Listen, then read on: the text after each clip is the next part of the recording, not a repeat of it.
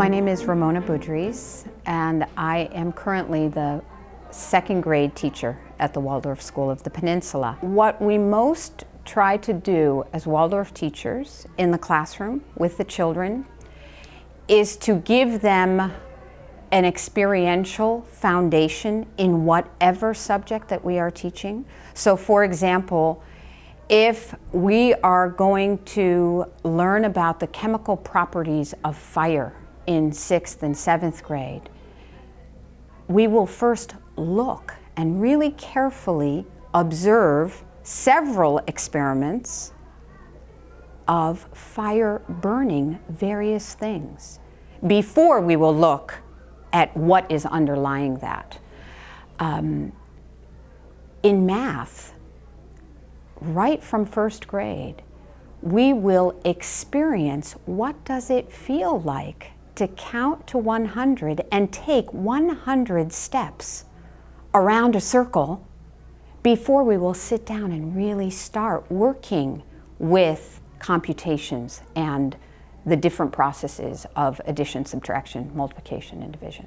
When we play with language, even into 1st and 2nd grade, we will continue this hopefully lifelong play with language and exploring how certain words rhyme and other words sound very different and harsh and other words sound so funny to say, that this is really giving an experience for the children that allows them to begin to really appreciate language in its spoken form and then in its written form.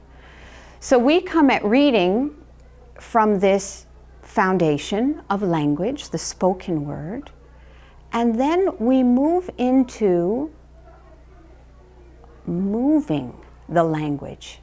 And how do we move the language? Maybe that sounds a little strange, but the way we move the language is to move our bodies as we're speaking rhymes or singing songs, and we begin with writing.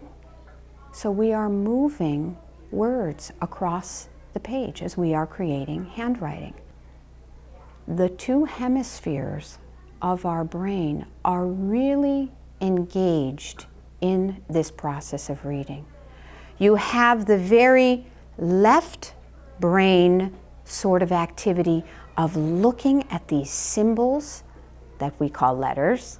They're very abstract. You have to look at them. You have to know what sounds they make. You have to put them together as you're decoding. But then there's also the right brain sort of processes that are happening when you're reading, and that has to do with getting the big picture, getting the context, getting the content, comprehending what you're reading. And so what we have found is that to be able to communicate between these two hemispheres in the brain, we need a very strong corpus callosum. That is really what carries messages back and forth.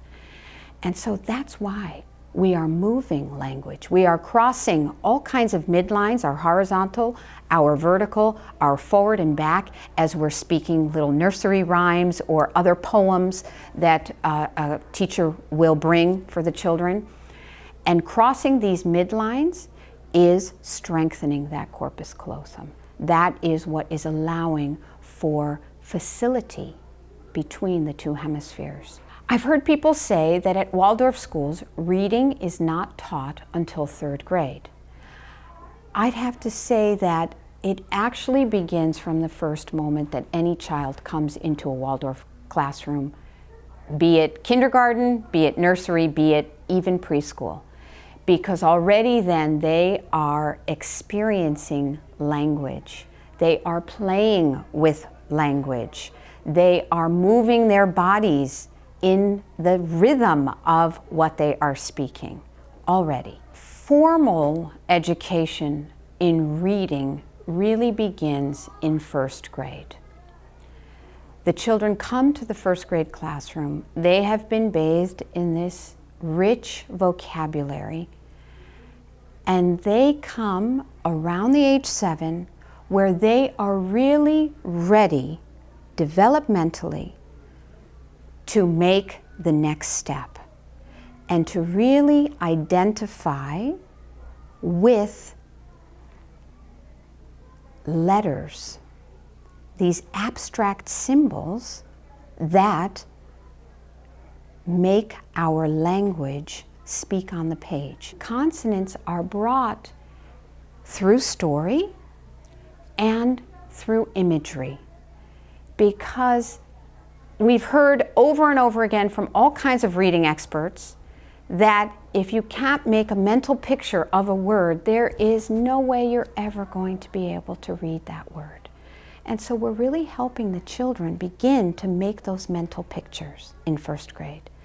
And so when I draw a wave on the board and we talk about the waves in the water whirling and whirling, I don't even need to say the letter W anymore. The children see it right away and they can feel that letter. To help these children who are going to be adults in a very different world than the world in which I grew up in, to help them navigate the future is not only exciting for me,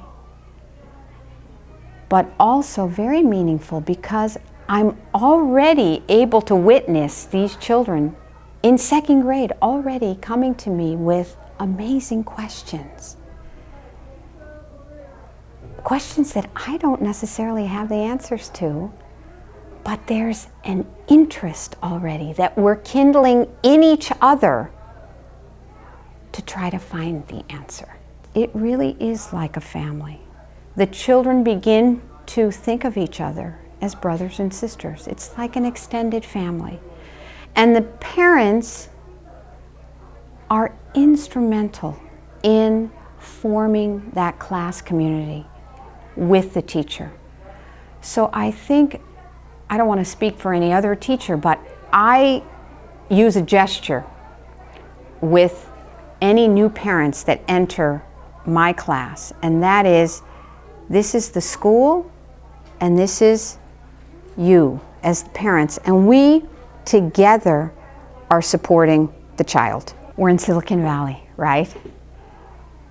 There is a pace here that is palpable.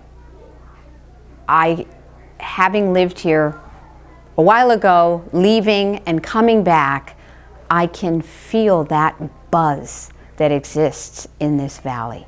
It's a place of innovation. It's a place that is exciting. Athens, you know, the modern day Athens, all this wonderful, wonderful work happening here. And I think with our school being right smack dab in the middle of that, the children and the families come with that energy, and we as the teachers have to meet that energy. And it's something that is exciting.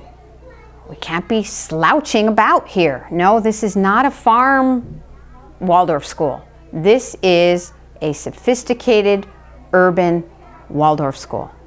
We have parents who are incredibly bright, very intelligent, and very interested in knowing what we do here as the teachers and why we do it. Expectations are high, and I think all of the teachers have very high expectations of themselves. Here we are doing things very differently than other schools, and yet our graduates who are finishing 12th grade are being admitted to all the top colleges and universities that they apply to. If we're able to meet the children developmentally where they are and bring education to them in a very living, experiential way, that these children take that up and they can make it their own and do whatever they want.